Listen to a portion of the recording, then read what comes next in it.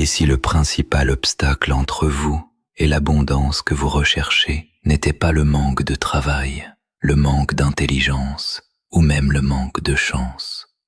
Et si le véritable problème était beaucoup plus discret, tellement discret que vous le reproduisez peut-être chaque jour, sans même vous en rendre compte? On nous a appris à considérer le meurtre, le vol ou l'idolâtrie comme les fautes les plus graves. Pourtant, dans certains enseignements spirituels attribués à la tradition juive, il existe un comportement beaucoup plus subtil, l'envie. L'envie commence souvent par une simple pensée. Vous voyez quelqu'un acheter une maison et vous pensez « pourquoi lui et pas moi ?» Vous découvrez qu'un proche gagne davantage que vous. Qu'est-ce qu'il a de plus que moi? Vous voyez quelqu'un réussir dans son entreprise. Il ne mérite même pas tout ce succès. À première vue, ce ne sont que des pensées.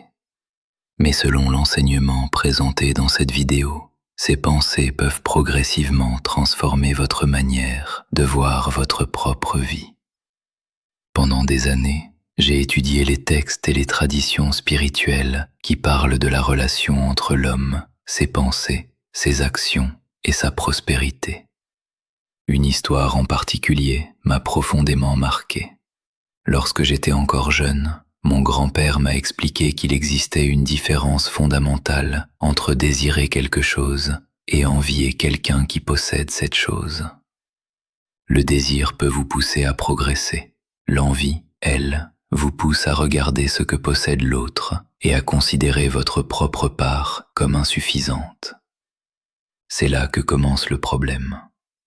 Des années plus tard, alors que j'avais terminé mes études religieuses, je me suis retrouvé dans une situation financière extrêmement difficile. Je connaissais les textes. Je pouvais discuter pendant des heures de questions spirituelles et religieuses. Mais malgré toutes ces connaissances, j'avais du mal à payer mes dépenses quotidiennes. Un soir, après une fête de Sukkot, je suis allé voir mon grand-père. Je lui ai demandé, j'ai étudié, je prie, j'essaie de respecter les commandements. Alors, pourquoi ai-je toujours l'impression que l'argent me fuit?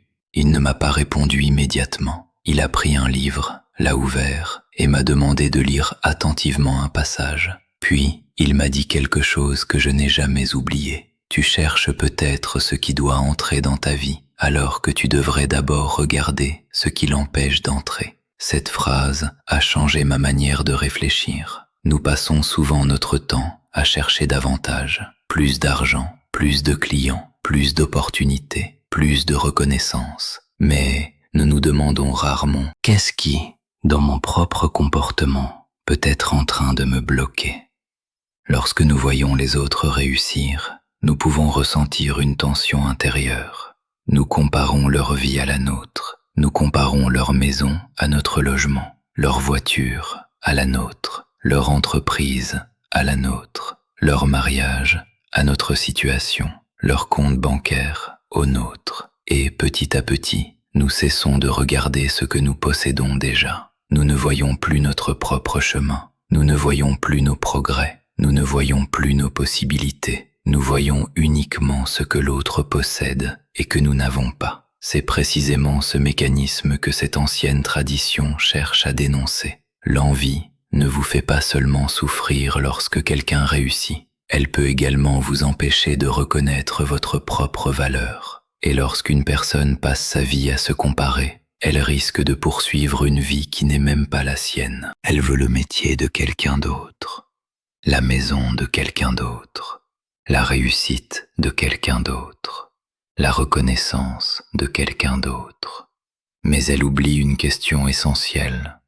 Quelle est ma propre destinée? C'est pourquoi le premier principe que nous devons comprendre est simple. Vous ne pouvez pas construire votre propre abondance tout en passant votre temps à détester celle des autres. La comparaison vous éloigne de vous-même.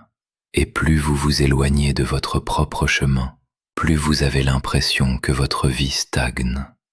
Alors comment sortir de ce piège? C'est ce que nous allons découvrir dans la deuxième partie. Imaginez deux personnes. La première travaille chaque jour pour améliorer sa situation. Elle voit quelqu'un réussir et se dit « Cette personne me montre que c'est possible ». Qu'est-ce que je peux apprendre de son parcours? La seconde voit exactement la même réussite et ressent immédiatement de la colère.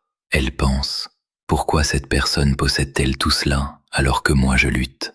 Les deux personnes observent le même événement, mais elles ne produisent pas la même réaction intérieure. La première transforme la réussite de l'autre en inspiration. La seconde la transforme en ressentiment. C'est une différence fondamentale. Dans les enseignements spirituels évoqués dans cette transcription, l'envie est présentée comme une forme de rejet de sa propre part.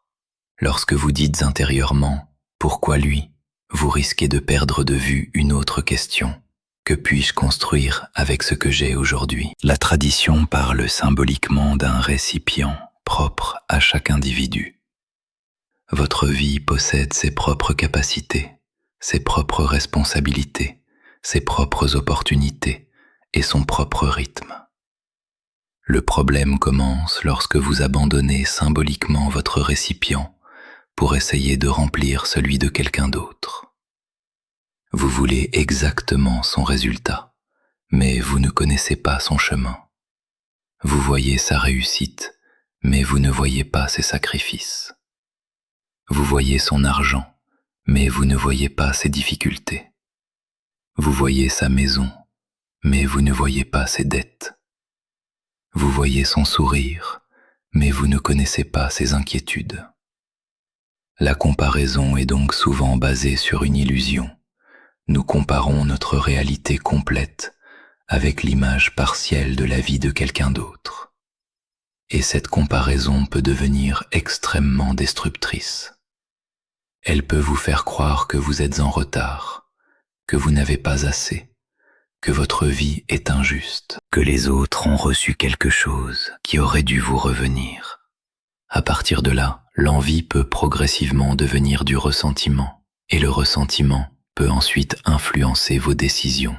Vous dépensez pour impressionner, vous prenez des risques simplement pour prouver quelque chose. Vous poursuivez des objectifs qui ne correspondent pas réellement à vos besoins. Vous cherchez à dépasser les autres plutôt qu'à devenir une meilleure version de vous-même. C'est pourquoi il faut faire une distinction importante. L'ambition n'est pas l'envie. Vous pouvez regarder quelqu'un réussir et décider de travailler davantage. Vous pouvez admirer son entreprise et vouloir construire la vôtre. Vous pouvez voir une belle maison et vous fixer comme objectif d'en posséder une. Cela n'est pas nécessairement de l'envie. L'envie apparaît lorsque la réussite de l'autre commence à diminuer votre paix intérieure, lorsque vous ne voulez plus simplement réussir vous-même, mais que vous souhaitez intérieurement que l'autre perde ce qu'il possède. C'est là que le problème devient profond. Alors, comment identifier cette émotion? Commencez par observer vos réactions. La prochaine fois que quelqu'un annonce une réussite, écoutez votre première pensée. Êtes-vous sincèrement heureux pour cette personne? Ou ressentez-vous immédiatement une tension? Lorsque votre voisin achète une nouvelle voiture, êtes-vous inspiré? Ou commencez-vous à chercher pourquoi il ne la mérite pas? Lorsque votre frère obtient une promotion, êtes-vous heureux? Ou vous demandez-vous pourquoi ce n'est pas vous? Lorsque votre ami lance une entreprise qui fonctionne, voulez-vous apprendre de lui? Ou espérez-vous secrètement qu'il échoue? Ces questions peuvent être inconfortables, mais elles sont utiles, parce que vous ne pouvez pas transformer une émotion que vous refusez de reconnaître. La première étape consiste donc à observer. La deuxième consiste à accepter votre propre chemin. Vous n'avez pas besoin de vivre la vie de quelqu'un d'autre. Votre progression peut être plus lente. Votre situation peut être différente. Vos opportunités peuvent apparaître plus tard. Mais cela ne signifie pas que votre histoire est terminée. Et c'est justement ici qu'intervient une pratique présentée dans cette vidéo. Une pratique symbolique destinée à vous aider à identifier l'envie, à la reconnaître et à vous en détacher. Nous allons maintenant entrer dans la troisième partie. Cette pratique doit être abordée comme un exercice de réflexion personnelle et spirituelle.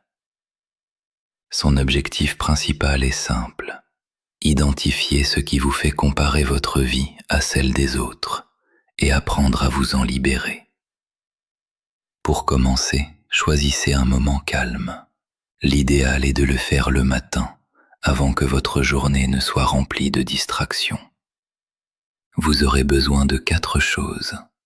Un miroir, un verre d'eau, une feuille de papier et un stylo, et une bougie si vous souhaitez intégrer la dimension symbolique du rituel. Commencez par vous placer devant le miroir. Regardez-vous directement dans les yeux. Pendant environ 1 minute, ne faites rien d'autre. Ne cherchez pas à sourire. Ne cherchez pas à avoir une expression particulière. Observez simplement votre propre regard. Au début, cela peut sembler étrange. Vous pourriez ressentir de l'inconfort. Vous pourriez avoir envie de détourner les yeux. Considérez simplement cet inconfort comme une invitation à observer ce qui se passe réellement à l'intérieur de vous. Ensuite, commencez à identifier les personnes ou les situations que vous enviez. Vous pouvez vous dire « J'envie cette personne pour sa maison. J'envie cette personne pour son entreprise. J'envie cette personne pour son argent. J'envie cette personne pour sa réussite. J'envie cette personne parce qu'elle semble avoir la vie que je voudrais. » Ne cherchez pas à vous condamner. Le but n'est pas de vous détester.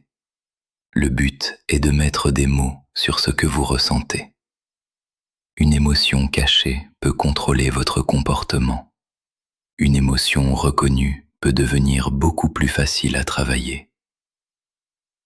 Ensuite, prenez votre feuille.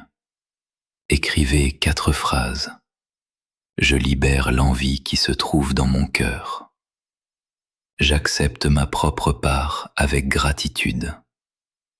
Je souhaite sincèrement le bien à ceux qui réussissent. Je fais confiance à mon propre chemin et à mon propre rythme. Prenez ensuite quelques instants pour relire ces phrases. La tradition présentée dans cette vidéo attribue une importance particulière à la répétition. Vous pouvez donc les lire 3 fois, lentement, en essayant de comprendre réellement ce que vous dites. Ensuite, placez votre feuille sous le verre d'eau. L'eau représente ici, de manière symbolique, le mouvement et la transformation. Regardez le verre et imaginez que vous êtes en train de laisser partir la comparaison. Imaginez que vous cessez de mesurer votre valeur à partir des possessions des autres. Puis, buvez lentement votre verre d'eau. Pendant ce moment, concentrez-vous sur une seule idée. Je choisis mon propre chemin. Ensuite vient une étape symbolique importante. Prenez la feuille et déchirez-la. Ou, si vous choisissez de la brûler, faites-le uniquement dans des conditions sûres, avec un récipient adapté et loin de tout matériau inflammable. Pendant que vous vous débarrassez du papier, dites simplement « Je laisse partir ce qui ne me sert plus ». Puis, prenez une profonde inspiration et dites « Je suis reconnaissant pour ce que j'ai et ouvert à ce que je peux encore construire ». L'objectif n'est pas de croire qu'un rituel va faire apparaître de l'argent instantanément. L'objectif est de modifier votre rapport intérieur à la comparaison. Car si vous passez toute votre journée à envier les autres, aucune somme d'argent ne suffira à vous donner la paix. Vous pouvez gagner davantage et continuer à vous sentir pauvre. Vous pouvez acheter une maison plus grande et continuer à regarder celle de votre voisin. Vous pouvez développer une entreprise prospère et continuer à vouloir dépasser quelqu'un. Le problème ne disparaît donc pas nécessairement avec l'argent. Il peut simplement changer de forme. C'est pourquoi cette pratique doit être répétée pendant 7 jours, comme un exercice de discipline personnelle. Chaque matin, prenez quelques minutes pour observer vos pensées. Posez-vous 3 questions. Qui ai-je envié hier ? Pourquoi cette personne a-t-elle déclenché cette réaction chez moi ? Que puis-je faire aujourd'hui pour avancer sur mon propre chemin. Au bout de plusieurs jours, vous pourrez commencer à remarquer quelque chose. Peut-être qu'une réussite qui vous dérangeait auparavant vous fera moins mal. Peut-être que vous commencerez à admirer certaines personnes au lieu de les comparer à vous. Peut-être que vous cesserez de dépenser uniquement pour impressionner. Et surtout, vous pourrez commencer à vous concentrer sur vos propres objectifs. Mais il existe encore une étape essentielle, car se débarrasser de l'envie ne signifie pas seulement arrêter de penser négativement aux autres. Il faut également apprendre à se réjouir de leur réussite sans considérer cette réussite comme une diminution de la vôtre. C'est ce que nous allons voir dans la dernière partie. Imaginez que votre ami réussisse quelque chose que vous espériez obtenir depuis longtemps. Votre première réaction pourrait être difficile. Vous pourriez ressentir de la déception. C'est humain, mais vous avez ensuite un choix. Vous pouvez nourrir cette émotion, ou vous pouvez la transformer. Vous pouvez vous dire « Sa réussite ne signifie pas mon échec ». Cette phrase est fondamentale. La réussite des autres ne retire pas automatiquement vos propres possibilités. Une personne qui devient riche ne rend pas les autres incapables de prospérer. Une personne qui achète une maison ne vous empêche pas d'acheter la vôtre. Une personne qui développe une entreprise ne ferme pas nécessairement toutes les portes devant vous. Le monde n'est pas toujours un gâteau fixe que quelqu'un mange avant vous. Parfois, la réussite d'une autre personne peut même vous montrer qu'une possibilité existe.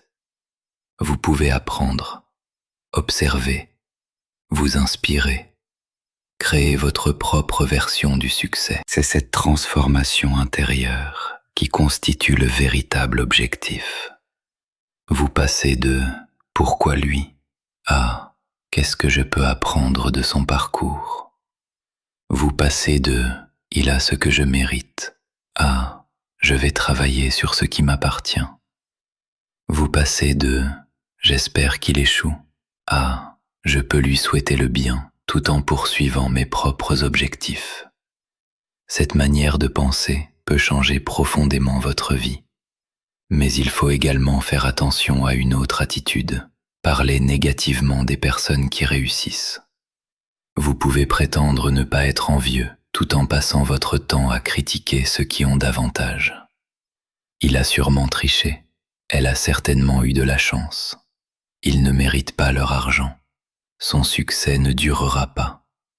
Ces phrases peuvent devenir une manière déguisée de nourrir l'envie. La véritable transformation commence lorsque vous êtes capable de reconnaître la réussite d'une autre personne sans avoir besoin de la diminuer. Vous pouvez dire « Je ne possède pas encore ce qu'il possède, mais je peux être heureux pour lui », puis revenir à votre propre travail, votre propre entreprise, votre propre famille, vos propres projets, votre propre progression. C'est là que la comparaison commence à perdre son pouvoir. Et surtout, souvenez-vous d'une chose, la spiritualité ne remplace pas l'action. Changer votre état d'esprit est important, mais vous devez également agir concrètement. Si vous voulez améliorer vos finances, apprenez de nouvelles compétences, contrôlez vos dépenses, cherchez de nouvelles opportunités, développez vos activités, évitez les décisions financières prises uniquement sous l'effet de la comparaison, construisez progressivement, soyez patient et ne mesurez pas votre valeur uniquement à votre compte bancaire. L'argent peut être un outil, mais il ne doit pas devenir la mesure de votre dignité. Vous pouvez être en retard financièrement et être encore en train de construire quelque chose de formidable. Vous pouvez avoir peu aujourd'hui et développer énormément demain. Votre situation actuelle n'est pas nécessairement votre destination finale. Alors, revenons à notre principe de départ. L'envie peut vous enfermer dans une comparaison permanente. Elle vous fait regarder la vie des autres au lieu de construire la vôtre. Elle peut vous faire mépriser ce que vous avez déjà. Et elle peut vous pousser à rechercher une réussite qui ne correspond même pas à vos véritables besoins. La solution commence donc par une décision simple. Cessez de mesurer votre vie à celle des autres. Lorsque quelqu'un réussit, souhaitez-lui sincèrement le bien. Puis demandez-vous, quelle est ma prochaine étape? Lorsque quelqu'un possède quelque chose que vous désirez, utilisez cette émotion comme une information. Demandez, pourquoi est-ce que je veux cela? Si la réponse correspond réellement à vos objectifs, travaillez pour l'obtenir. Mais si vous découvrez que vous le voulez uniquement parce que quelqu'un d'autre le possède, laissez cette envie partir. Vous n'avez pas besoin de devenir quelqu'un d'autre pour réussir. Vous devez devenir une version plus forte, plus disciplinée et plus consciente de vous-même. Alors demain matin, avant de commencer votre journée, prenez quelques minutes. Regardez-vous dans le miroir. Pensez aux personnes que vous avez comparées à vous. Puis dites, leur réussite ne diminue pas la mienne. Leur chemin n'est pas mon chemin. Je reconnais ce que j'ai déjà. Je travaille pour ce que je veux construire. Et surtout, je choisis de ne plus laisser l'envie contrôler ma vie. Si vous répétez cette démarche avec sincérité, vous pourrez progressivement observer un changement dans votre manière de penser. Vous ne regarderez plus automatiquement la réussite des autres comme une menace. Vous commencerez à la voir comme une possibilité. Vous cesserez de courir après la vie des autres et vous commencerez enfin à construire la vôtre. Car la véritable abondance ne consiste pas seulement à recevoir davantage. Elle consiste aussi à être capable de reconnaître la valeur de ce que vous avez déjà, tout en travaillant avec intelligence pour créer ce que vous désirez demain. Alors, posez-vous une dernière question. Si vous arrêtiez définitivement de vous comparer aux autres, qu'est-ce que vous pourriez enfin accomplir avec toute cette énergie? C'est peut-être là que votre véritable transformation commence. Si cette vidéo vous a fait réfléchir, partagez-la avec une personne qui passe son temps à se comparer aux autres. Abonnez-vous à la chaîne pour découvrir d'autres enseignements sur la discipline, la spiritualité, l'argent et la transformation personnelle. Et souvenez-vous, la réussite d'une autre personne n'est pas la preuve que vous avez échoué. Votre histoire est encore en train de s'écrire. Construisez votre propre chemin, protégez votre paix, travaillez avec discipline et apprenez à vous réjouir lorsque les autres avancent. Car lorsque vous cessez de combattre intérieurement la réussite des autres, vous récupérez une énergie précieuse, l'énergie nécessaire pour construire votre propre réussite. Shalom.